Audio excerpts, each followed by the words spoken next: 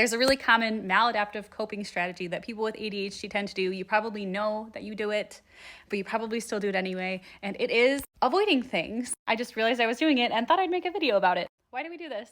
Some things that impact this are that people with ADHD, most research suggests that we have, guys, look at the squirrel out my window. He's looking right in at me. Hey.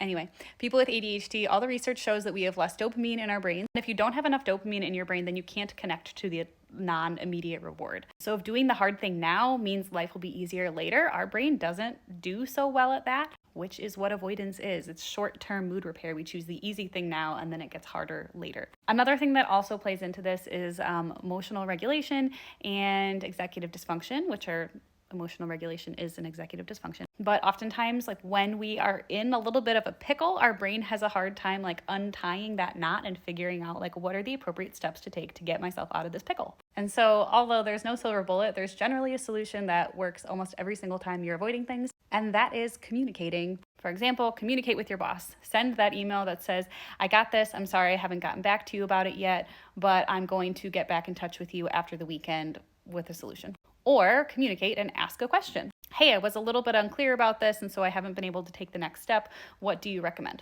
Etc., etc. Just communicate, reach out. It helps you to get ahead of the story and minimize the challenges that will come up later and minimize the amount of stress that you're putting yourself under by avoiding it. And I'm going to practice what I preach right now and go and send that text that I have been avoiding sending. If this is helpful, I'm an ADHD coach, and you can follow along for more ADHD content, or I'm available for one-on-one and group coaching. All the info is at my profile at the top of my page.